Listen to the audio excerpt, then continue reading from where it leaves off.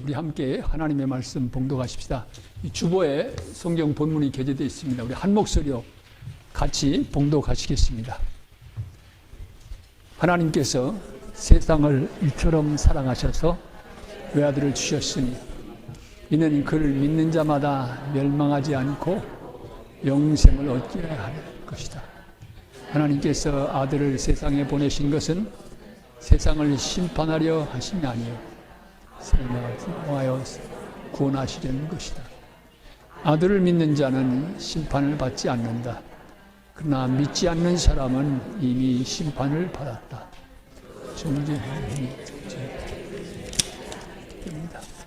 심판을 받았다고 하는 것은 빛이 세상에 들어왔지만 사람들이 자기들의 행위가 악함으로 빛보다 어둠을 더 좋아했다는 것을 뜻합니다. 아멘. 오늘 우리에게 주시는 하나님의 말씀을 맞습니다. 말씀을 주신 주님께 우리 감사하십시다. 여러분 한 주간 동안 평안하셨습니까? 예.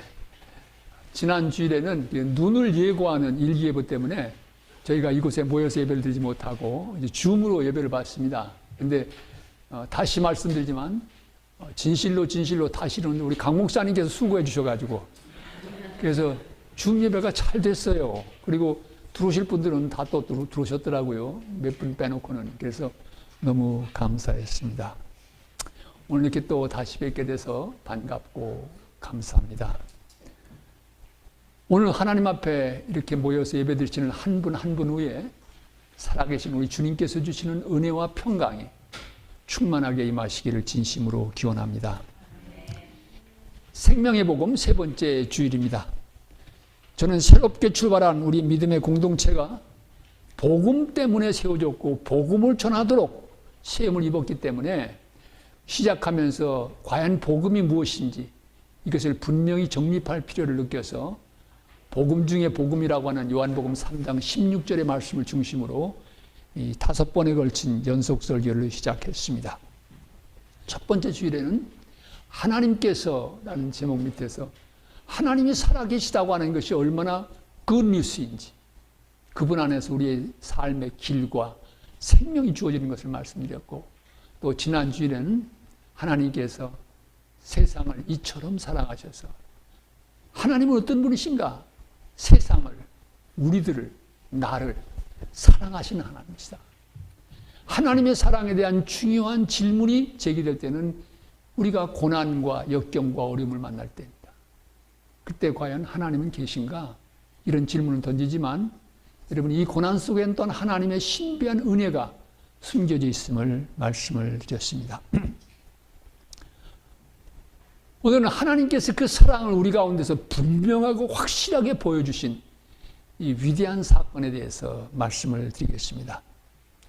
매년 연말이면 신문과 방송에서 그 해의 탑 뉴스를 대개 선정합니다. 아니면 10대 뉴스를 선정하죠. 또 이 해의 인물, 사람을 선정하기도 합니다. 여러분, 우리가 조금 범위를 넓혀서 이 역사 속에서 최고의 탑 뉴스는 무엇일까?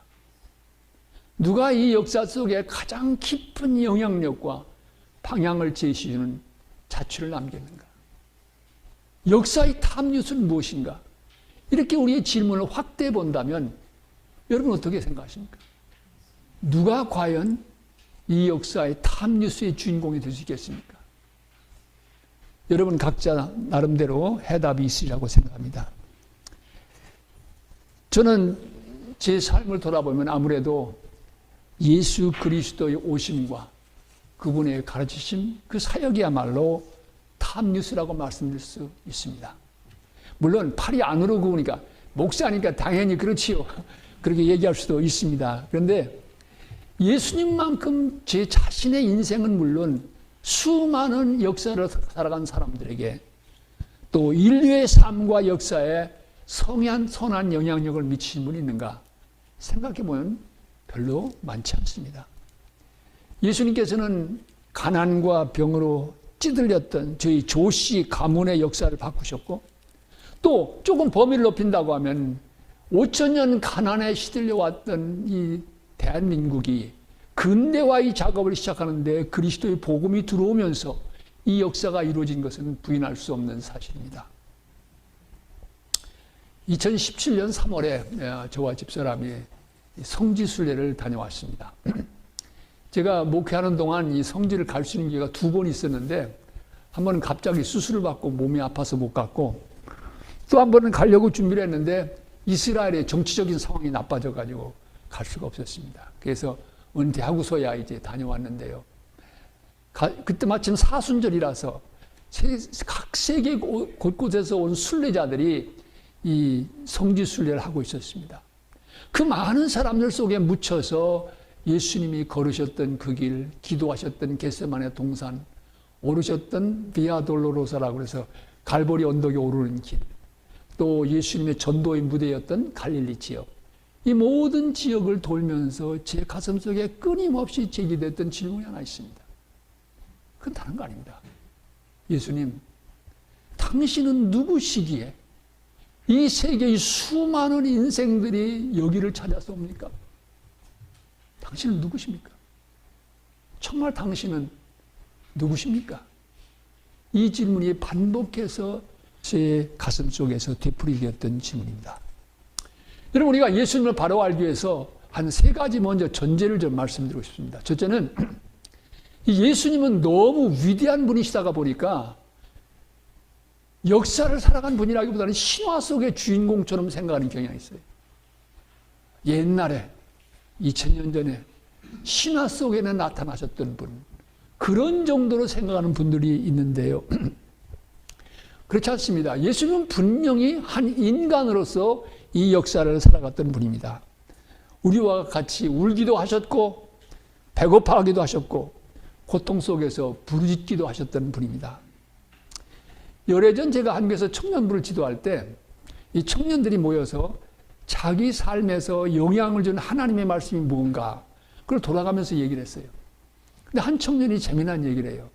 자기는 성경에서 제일 좋아하는 구절이 요한복음에 나타나는 예수님께서 나사로의 죽음 앞에서 말씀하신 예수께서 우셨더라. 그 말씀이 좋대요. 영어 성경으로는 성경에서 제일 짧은 본문이에요. 2단어가 Jesus wept. 이 2단어예요. 그래서 사람들이 궁금했어요.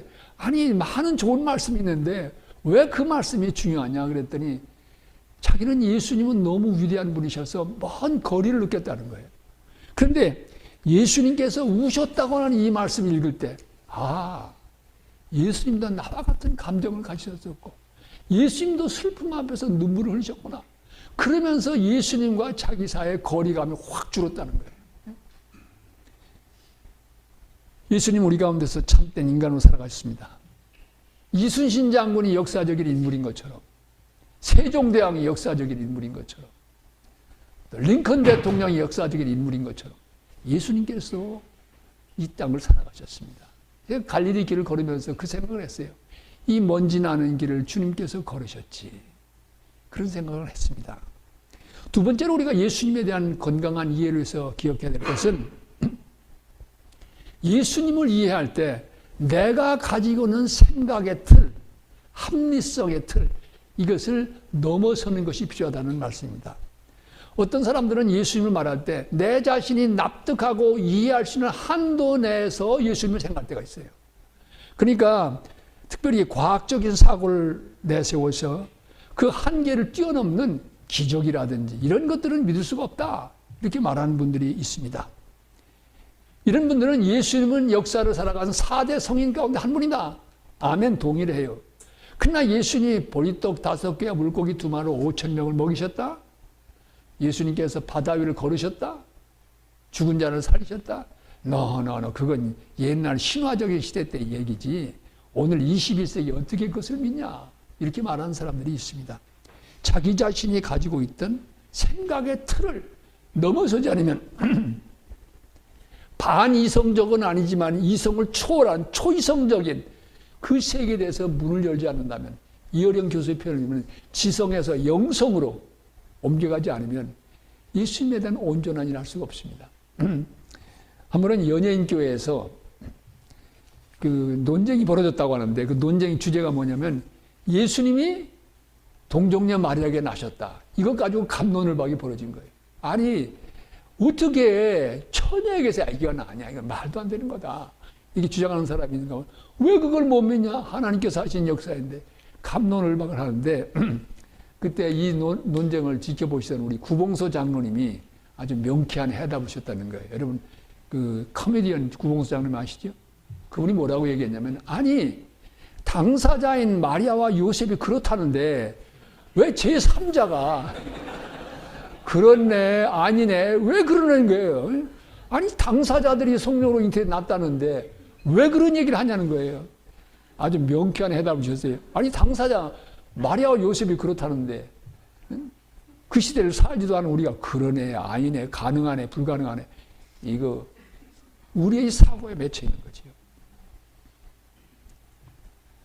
세 번째로 예수님을 바로 안다는 것은 그분에 대해서 성경이 말하고 있는 지식을 소유하는 것도 중요하지만 그 지식에서 한 걸음 나가는 것이 필요합니다. 그 지식의 주인공 되시는 예수님은 2000여 년 전 유대 땅 예루살렘에서 돌아가신 것으로 그분의 삶이 끝난 것이 아닙니다. 성경은 분명한 확신을 가지고 하나님께서는 예수님을 죽은 자 가운데 살리셨다. 부활의 사건을 말하고 있습니다. 이 부활을 통해서 우리의 영원한 구원자가 되셨다고 증언하고 있습니다. 예수님은 죽음을 이기고 부활하셨기에 오늘도 살아계신 분이십니다. 그러기에 예수님에 관한 지식, 인포메이션을 갖는 것도 중요하지만 오늘도 살아계신 예수님을 만나고 믿고 그분과 교제하는 삶.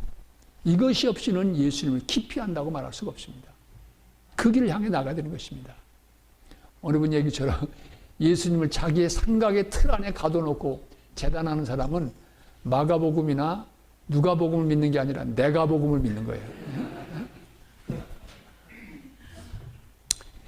성경은 예수님께서 성령으로 잉태되셔서 동정녀 마리아에게 나셨다고 전합니다. 그리고 공적인 전도 활동을 시작하실 때까지는 그 예수님께서 살아오신 삶에 대한 별다른 기록이 없습니다. 그래서 성서학자들은 이 시기를 hidden years, 숨겨진 날들이다 이렇게 말합니다. 어떤 사람은 뭐 인도에 갔다 오셨다는데 그거는 성서적인 근거가 없습니다. 아마도 추정하기에는 목수인 아버지를 도와서 목수일을 하셨을 것이다 이렇게 추정해 봅니다. 30세쯤 되셔서 세례요한에게 세례를 받으신 후에 공적인 전도 활동을 시작하셨는데 예수님이 행하신 전도 활동은 복음서는 세 가지로 요약하고 있습니다. 회당에서 가르치시고 하나님 나라의 복음을 전파하시고 각색 병자를 고치셨다. Preaching ministry, Teaching ministry, Healing ministry. 이것이 예수님께서 공생의 기간 동안 행하신 사역으로 소개하고 있습니다. 예수님의 전도 기간은 그렇게 길지 않았습니다. 몇 년 몇월부터 시작해서 끝났다 이 기록이 없지만 예수님이 유월절을 몇 번 지키셨느냐 그 기록을 가지고 우리가 추산하는데 짧으면 1년 반, 길어도 3년을 넘기지는 않았을 것이다. 이렇게 말하고 있습니다. 예수님께서는 바로 하나님의 나라가 지금 우리 가운데 임하고 있음을 말씀하시면서 그분의 가르치심과 사역을 통해서 하나님이 어떤 분이신지 하나님의 사랑이 얼마나 귀하고 위대한지를 말씀하실 뿐만 아니라 그 사랑을 우리에게 보여주셨습니다. 이렇게 생명을 살리는 역사를 행하셨어도 유대의 종교 지도자들은 예수님께서 유대인의 왕이라고 취한다고 하는 정치적인 죄목을 걸어서 예수님을 십자가에 못 박도록 처리했습니다. 주님은 십자가에서 무력하게 돌아가셨습니다. 그러나 갈보리 언덕이 예수님의 인생 여정의 종점은 아니었습니다. 앞에서도 말씀드린 것처럼 장사 지낸 지 사흘 된 날 하나님께서는 예수님을 죽은 자 가운데 살리셨습니다. 부활을 통해 예수님의 억울한 죽으심의 이면에는 인류를 구원하기 위해서 우리의 죄를 대신 지시는 대속의 역사가 있었던 것을 구원의 신비가 담겨 있음을 우리는 깨닫게 되었습니다. 그리고 이 예수님의 제자들로부터 면면이 이어져 온 복음의 증언은 역사를 살리고 인생을 구원하는 생명의 길이 되어졌습니다. 오늘 우리가 함께 봉독한 요한복음 3장 16절 그 말씀은 예수님이 누구신지를 중요한 열쇠를 제공합니다.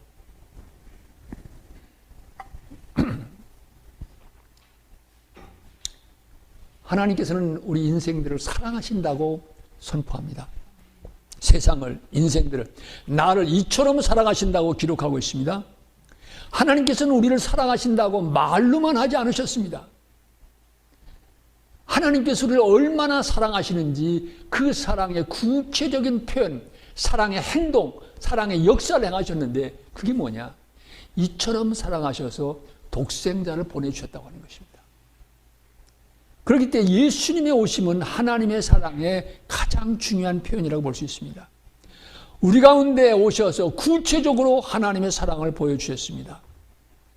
이 사랑을 분명하고도 확실하게 우리에게 가르쳐 주시고 본을 보여주셨습니다. 예수님을 통해서 하나님의 사랑이 얼마나 크고 넓은지 우리는 깨닫게 되었습니다.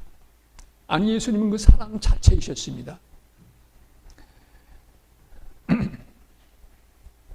저는 성경에서 우리가 하나님을 이해하려고 할 때 우리가 추리하고 생각하는 것보다는 하나님께서 당신 자신을 보여주신 계시의 근거에서 하나님을 이해하는 것이 필요하다 말씀드렸습니다. 첫 번째 주일에는 하나님께서 주신 천지 만물 자연 속에 하나님의 사랑과 질서가 나타났다, 그런 말씀을 드렸는데, 이 자연 계시를 통해서는 하나님의 존재에 대한 인식은 할 수 있지만 그 하나님이 어떤 하나님이신지, 우리 향한 하나님의 뜻이 무엇인지는 알 수가 없습니다. 그 하나님의 존재와 하나님의 뜻이 결정적으로 나타난 것이 바로 예수 그리스도에서 나타났습니다. 특별 계시라고 얘기하죠.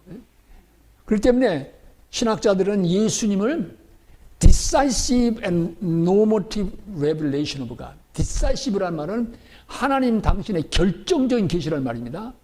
normative라고 하는 말은 어떤 계시들이 있어도 예수님을 뛰어넘을 수 없다. 예수님 안에 나타나는 계시가 최고의 권위를 갖는다, 그런 의미인 것입니다. 어떤 분들은 기도하다가 보면 나 계시 받아서 그러는데, 그 어떤 계시도 예수님 안에 나타나는 그 계시를 넘어설 수는 없습니다. 조셉 스미스가 새로운 계시를 받아서 몰몬경을 받았다고 얘기합니다. 그러나 그 계시도 예수 그리스도를 넘어설 수는 없습니다. 예수 그리스도는 하나님의 사랑에 대한 가장 결정적이고 표준을 제공해주는 계시라, 이렇게 말할 수 있습니다. 그러기에 히브리서 기자는 1장 1절 이하에서 이렇게 쓰고 있습니다. 하나님께서 옛날에는 예언자들을 통해서 여러 번에 걸쳐서 여러 가지 방법으로 우리 조상들에게 말씀하셨으나 이 마지막 때는 아들을 통해서 우리에게 말씀하셨다. 또 사도 요한은 요한일서 4장 3절 이하에서 하나님의 사랑이 우리에게 이렇게 나타났으니 하나님이 자기의 독생자를 세상에 보내심은 그로 말미암아 우리를 살리려 하심이라. 사랑은 여기 있으니 우리가 하나님을 사랑한 것이 아니요 하나님이 우리를 사랑하사 우리 죄를 속하기 위하여 화목제물로 그 아들을 보내셨습니다. 이렇게 기록하고 있습니다. 사도 바울도 로마서 5장 8절에서 우리가 아직 죄인 되었을 때 그리스도께서 우리를 위해 죽으심으로 우리에 대한 하나님의 사랑을 확증하셨다, 이렇게 기록하고 있습니다. 그렇습니다. 예수 그리스도의 오심은, 그분의 탄생은 한 위대한 인생의 탄생을 넘어섭니다. 그분의 오심 이면에는 하나님의 놀라운 뜻과 계시가 담겨져 있습니다.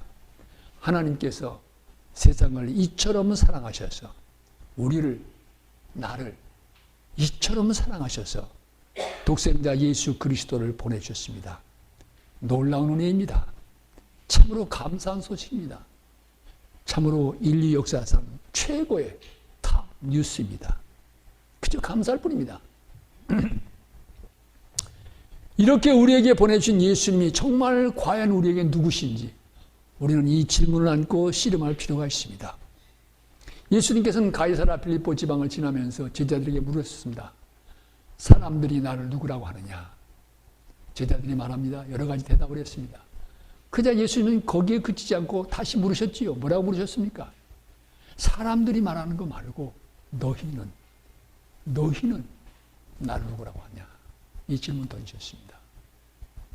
이 질문은 우리가 대답해야 될 질문입니다. 조목사가 얘기하는 거 말고, 장로님이 얘기하시는 거 말고, 집사람이 얘기하는 거 말고, 남편이 얘기하는 거 말고, 나에게서 예수 그리스도는 누구신가? 이 대답을 우리는 씨름할 필요가 있습니다. 이 질문에 대한 대답의 문제는 다음 주에 말씀드리겠습니다. 기대하시기 바랍니다. 다음 주는 강 목사님 하시니까 그 다음 주일에 연속 설교 이어가도록 하겠습니다. 오래전 그 선배 목사님의 그 설교 속에서 들은 이야기입니다. 이분이 그 오하우에 있는 한 한인교회에 초청을 받아서 부흥회를 하기 위해서 가셨는데, 가셔서 이제 저녁 식사 대접을 받기 위해서 한 집사님 가정에 가셨다고 합니다. 근데 그 집사님 얼굴을 보니까 아주 은혜 받은 그 흔적이 보이는 거예요, 사인이. 그래서 집사님 참 그 얼굴이 은혜 받으신 얼굴입니다. 그랬더니 이 집사님의 눈가에 눈물이 핑 도더라는 거예요. 저녁을 먹고 난 다음에 이 집사님이 자기가 걸어온 삶의 이야기를 시작하셨다고 합니다. 집사님은 동두천 출신으로 밤의 여인으로 살았다고 합니다. 몸에 문신을 하고 자해를 한 상처도 있고 정말 험하게 인생을 살았는데, 미군 병사 한 사람을 만나서 같이 살게 되었고, 결혼한 후에 먼저 미국으로 돌아간 남편을 따라서 미국에 왔다고 합니다. 근데 와서 보니까 남편은 이미 백인 여자하고 데이트를 하고 있었고, 시댁 식구들은 이 여인을 집안에 받아주질 않았다고 합니다. 초라한 자기 인생이 너무 비관되어져서 하루는 마구간에 들어가서 자살할 결심했다고 합니다. 쌓아놓은 건초더미에 올라가서 천장에 줄을 매고 목을 매고 자살하려고 하는데 그만 중심을 잃어버리고 건초더미에 굴러떨어졌다고 합니다. 누워서 천장을 바라보면서 탄식을 하고 있는데 한 줄기 밝은 빛이 이분의 가슴 속에 쏟아져 들어왔다고 합니다. 그러면서 그 속에서 음성이 들리는데, 딸아, 나는 너를 버리지 아니하리라. 이 음성을 듣게 되었다는 것입니다. 이 말씀을 듣는 순간 어려서 주일학교 다니면서 생각이 떠오르고 그때 배웠던 찬송이 떠올랐습니다. 예수 사랑하심은 거룩하신 말일세. 우리들은 약하나 예수 권세 많도다. 날 사랑하심, 날 사랑하심, 날 사랑하심. 성경에 써있는 쏟아지는 눈물을 안고 이 찬송을 몇 번이고 반복해서 불렀다고 합니다. 그리고 일어났습니다. 그 이후 이 여인의 삶이 달라졌습니다. 열심히 집안일을 돕고 일을 하다가 보니까 또 남편을 만나면 늘 위해서 기도하고, 이렇게 얼마를 살다가 보니까 하루는 시어머니가 이분을 불러서 이런 말씀하셨답니다. 너는 한국에서 온 딸이 아니라 하늘이 우리 집에 보내준 천사로구나. 그리고 얼마 후에는 남편을 불러서 꾸짖고, 이 녀석아 이렇게 살면 안 된다. 남편도 얼마를 생각하다가 여인과의 관계를 정리하고 다시 가정으로 돌아왔다고 합니다. 그래서 이 두 사람이 함께 교회에 나오면서 믿음의 길을 걸어가고 있다고 하는 이 얘기였습니다. 사랑하는 성도 여러분, 하나님께서는 이렇게 우리를 사랑하셔서 외아들을 보내주셨습니다. 하나님의 사랑이 얼마나 크고 놀라운지를 일깨워 주셨습니다. 그분의 오심은 인류의 역사상 최고의 뉴스, 탑 뉴스입니다. 이렇게 우리 가운데 오신 주님을 찬양합시다. 성탄절은 지나갔지만 이 크리스마스의 사건, 그리스도의 오심, 이 기쁜 소식을 우리 소리 높여 찬양하십시다. 독생자를 보내주신 하나님의 사랑을 기억하면서 그 사랑을 감사하면서 우리 다 함께 일어나셔서 찬송가 122장 같이 힘차게 보십시다.